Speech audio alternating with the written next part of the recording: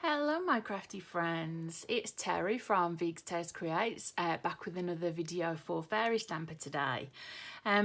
Today's video is a little bit bittersweet because it's actually my last video as a video design team member. I just wanted to say that I've just really enjoyed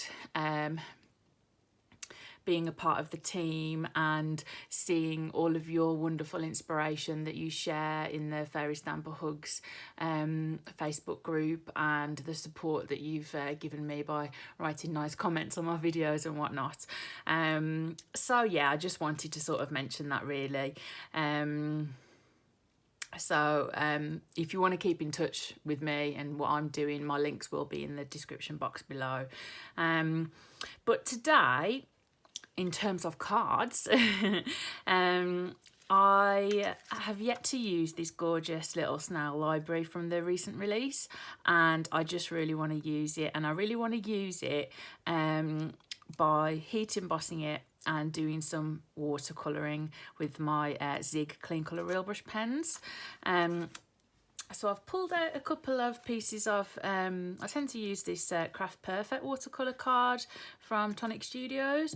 So I've got an A6 ivory card blank, and then I've cut down a watercolour piece of card, a 1/4 inch shorter on the length and the width, so it gives a nice border.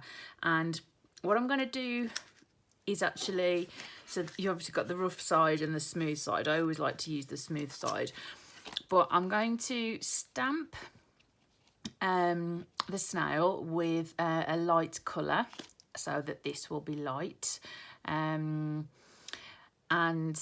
then colour it in with my Zig Clean Colour Real Brush pens, and then fussy cut that out and then pop that on there. On this, the first thing that I'm going to do is just create like a wash. So I've picked out some greens and a blue. I do have watercolours, actually watercolour sets, but they all seem to be metallic for some reason. That's something to add to my crafty wish list. But the great thing is that our dye-based inks, doesn't have to be distress ink, any dye-based ink that you've got, we can use them as watercolours. So you might not realise of that, those of you that are newer to crafting, or that haven't really done much watercolouring, and it's really easy. So all you need is a little spray bottle. I think this came with a few other bits from the pound shop. You need to put a little bit of ink onto a slick surface. So obviously I've got this Tonic Tim Holtz large glass mat, but it doesn't matter if you haven't got that. If you've just got a regular little cheap cutting board and you don't have anything like this, it's fine. You know, I'm a content creator, I'm gonna have the more expensive kit, you know what I mean? You could just use a bit of plastic packaging. You could use the acetate. You could use a bit of acetate and just put it, use it and then wipe it off at the end. It's fine. You don't have to do things that cost a lot of money. Crafting should be about being accessible for everybody, no matter what their budget.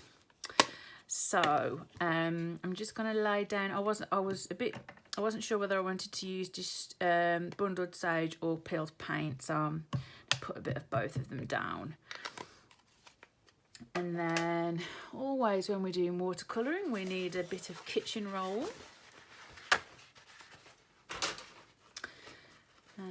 And I've got a water brush. Again, I've got everything from the little cheapy ones that you can buy in a pack of 10 from Amazon to this Tombow one, which is my most recent favourite because it's got a really fine nibbed brush. So now we've got our little blobs of essentially watercolour. We're just going to do a little bit of spritzing. And what I want to do is just create a wash, like I said. So I'm going to start off with the blue.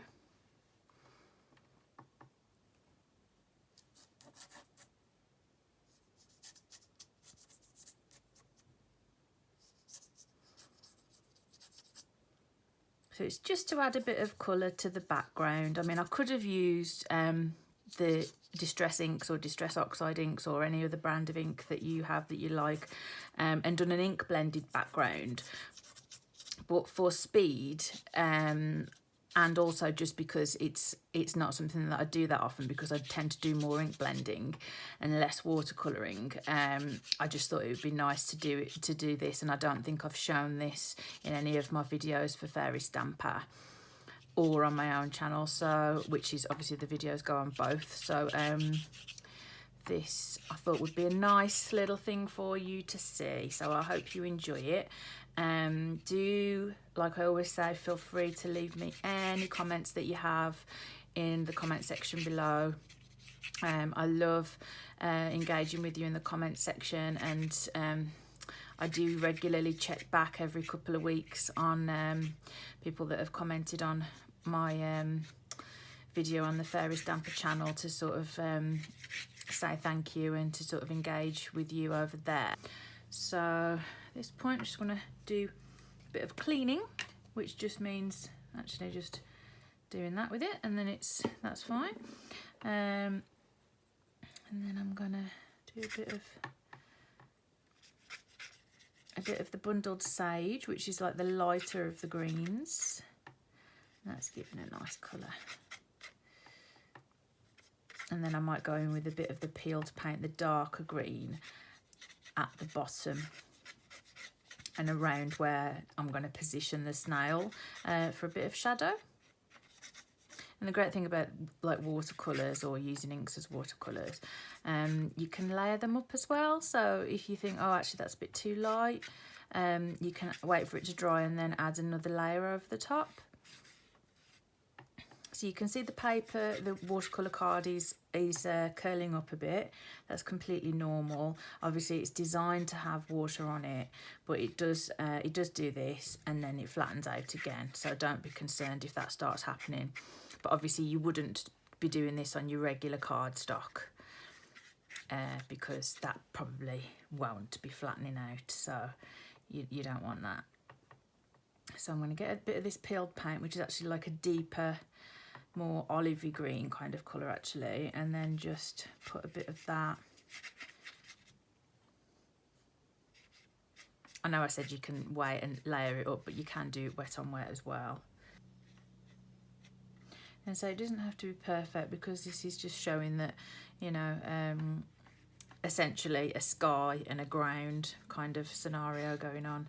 So I think that is good enough. So I'm going to set that to one side to dry, and then we're going to stamp our little friend here. Yeah, that's sort of like probably like the kind of colour that a snail would be, and then it'll give a nice outline, so I'm liking that. So if anyone's interested, that's vintage sepia, that's a VersaFine one. And again, I'm going to use the smoother side because that's easier to get the ink onto. So because I'm going to be heat embossing this, I know I often forget, but I'm not going to today. I'm going to use my embossing powder bag to get rid of any static, any fingerprints, anything basically that would make embossing powder go where I don't want it to go. And whilst that isn't quite as important as when you're using a coloured embossing powder, it is still important because it clogs up. If it sticks, for example, in here, then I won't be able to get as much colour coverage as I want. So that's why it's always good under every circumstance to use your powder bag, and I often forget, I must admit. But there you go. Human. I'm also going to use my little condo dwellers too, and have them flying around like they're going to visit the library, but I'm just going to add them directly onto the card. So like I'm going to position him once he's cut out and then stamp the fairies where I want them to go. Okay, so because this is a new stamp, I'm going to prime it with my finger. So move that to one side. I've got my for clear powder only little embossing powder catcher. I'm going to use some clear embossing powder. This brand happens to be Sweet Dixie, but it doesn't matter what brand you use as long as it's extra fine. I just think it's best, like when you're investing in embossing powders, just always use the extra fine, because that's what you need for sentiments. And then, you know, obviously if you're doing other things, it'll just work just as well. So it's obviously difficult to tell if you've got any stray embossing powder with it being clear, but I think this looks okay. Sorry if you can hear some noise outside. There's some highway maintenance going on. Not that I live on a highway, but I live in a tiny little cul-de-sac. But there's some maintenance work going on, and it's been going on for days. And so I've been, you know, obviously putting off filming because I don't want to have noise in the background. But it's like I need to get my video made and done. So it's like stuck between a rock and a hard place. So I've gone, right, I'm just going to do it anyway. So if you can hear a tiny little bit of like background machine noise, I really do apologise, but there's just nothing I can do about it.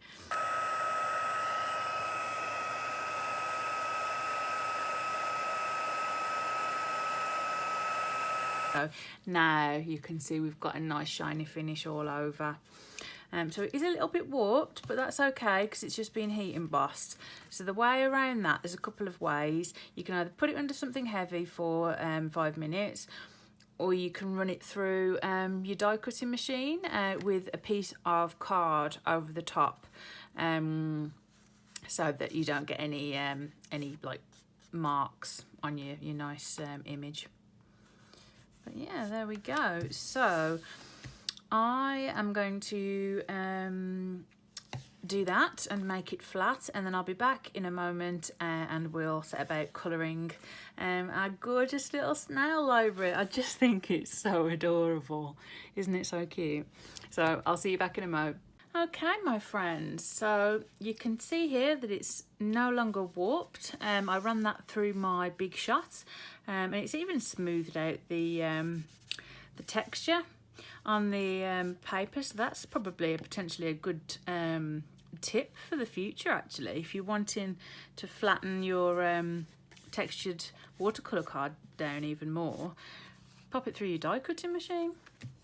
Anyway, so I've chosen some colours that I want to use for the different areas. So I'm going to start initially with the shell, and I've picked out the colours just in case you want to know, oatmeal and natural beige, and then I've also got mid grey in case I feel like I need some more contrast.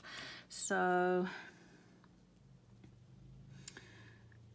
because I feel like oatmeal, this sort of colour is really like what the colour of a snail shell looks like,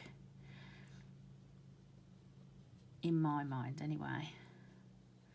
Go up to here to start with, and then the beige, if I sort of work that in the middle and blend those colours out, because with these pens you can actually use them in conjunction with each other. You don't actually need to use water with them if you don't want to.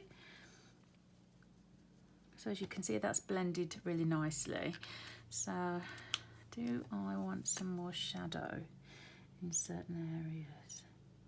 I think I might do. So that's no problem.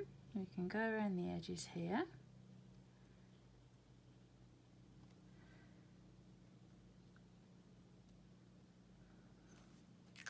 And then go back in with the oatmeal.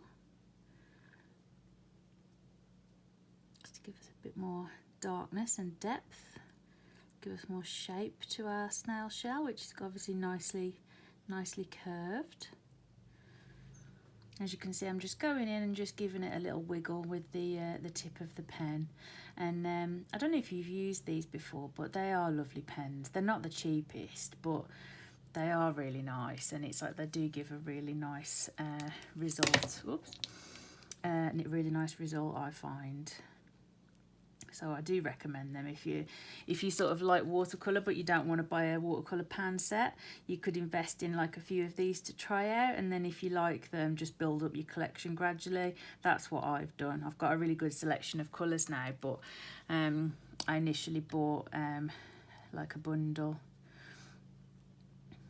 and then built it up from there, because you never know exactly what you're gonna like, do you? And it can be quite expensive, you know, if you fork out a lot of money for something and then it ends up that you don't really like using it. You know, 6 months has gone by and you haven't used it, or you've used it on one project and haven't got the knack of it, and so, you know, it's one of those things. But I really do like these pens. So I'm just going to colour this little next section in for you to see. And then I will skip forward a bit and then come back once I've completed the shell, and then I think we'll get started on the mushrooms. I love colouring mushrooms.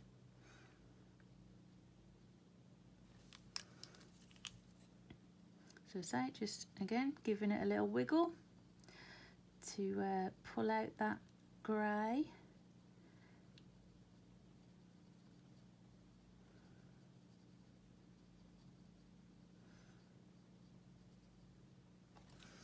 And then going back in with our lightest colour for the areas of highlight. So there you go, you can see how much like depth and dimension we've got there. So I shall be back in a moment to start our mushrooms. Okay, so let's start on the mushrooms. So I've pulled out a couple of reds. We've got wine red and carmine red. So the carmine or carmine, I'm not quite sure how you pronounce that, is the lightest one. So I shall use that in the lightest areas, and I shall also use my water brush to make that even lighter,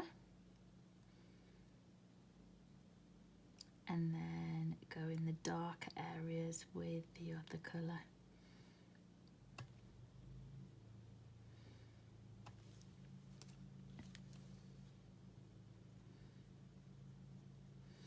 So it doesn't have to be perfect. Don't ever be afraid of doing something wrong when you're learning a new technique or trying something new. It's just playing. It's just, you know, having fun and learning. And the only way we learn is by practicing and playing and seeing what we like and what works well for us. I am a firm believer that you can never get anything wrong with card making, apart from if you do what, you know, I'm sure most crafters have done at some point, is like stick the card panel on upside down. I know Jennifer Maguire's shared that she's done that quite a few times, or she's got a bit of a habit of doing that. So, you know, just remember, you know, just because you're watching someone on YouTube, it doesn't mean that they're perfect by any stretch of the imagination. So, you know, just enjoy yourselves and have fun. That's really my sort of ethos around card making and paper crafts, and I just think it's such a good tonic. You know, it's such a good thing for our well-being, for our happiness, you know, to just be in this place where we can play and have fun, exploring our hobbies and just, you know, having this free time. And that's something that I really try to get across in my videos and in my work. It's not about being a perfectionist. So I'm going to colour the little mushroom stems in the oatmeal again, and the underneath in the dark grey, because they do tend to be dark grey.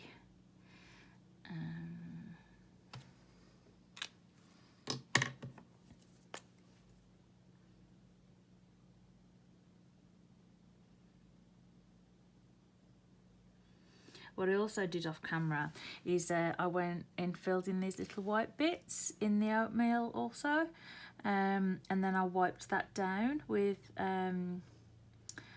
a microfiber cloth because the embossing powder is like plastic. If we just leave it, if we like go over and leave it sitting there, then it'll smudge off. So you can just use like a microfiber towel or a bit of paper towel.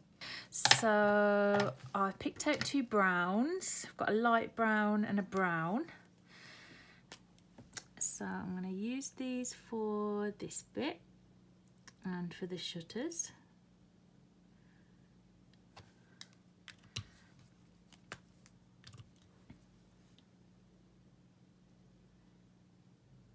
I'd love to know in the comments what you think, if you're enjoying this tutorial. Do you use these pens? Do you like them, or do you use you know, traditional watercolouring? Is it something that you've not tried? Hopefully, if nothing else, then today's tutorial will give you some increased confidence to try something new and a renewed sense of the fact that it's okay and it's good to give yourself time to play and have fun. And also we should get a pretty picture out of it. Okay, these other colours here are ones that I've picked out for the books.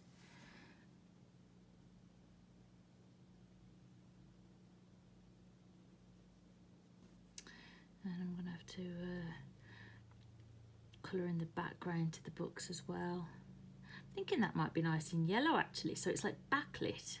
Do you know what I mean? So it's like you open the doors and it's all lit up of which books are in stock. That might be nice. That's this one. Lemon yellow. That sounds perfect. So I'm just going to dab this in case there's anything sitting here. So you can see, so there was bits of colour sitting on top of the embossing powder, which is what we don't want. Oh yeah, I like this idea of having a backlit little bookshelf. And I will list all of the products used in today's video down in the description section as well, and where you can purchase them from. There we go. So yeah, so I'm just going to cut that out.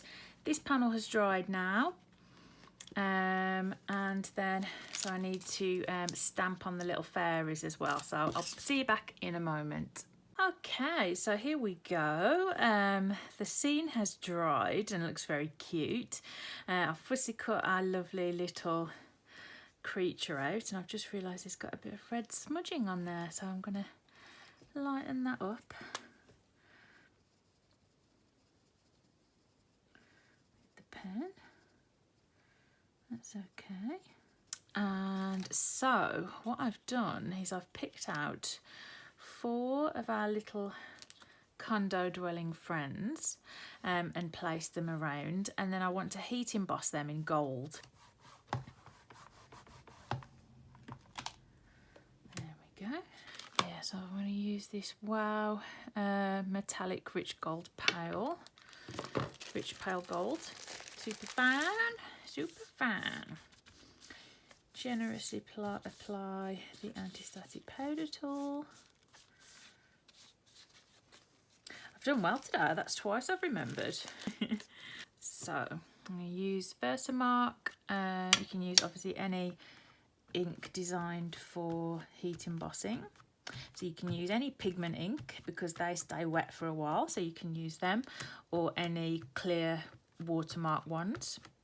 I've always used this Versamark one. It's always worked well for me.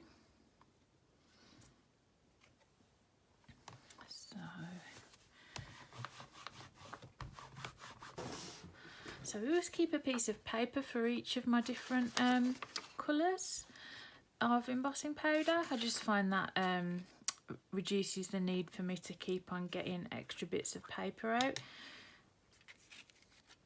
So I think we've got 2 over here, which should hopefully become visible soon. go. They look rather cute.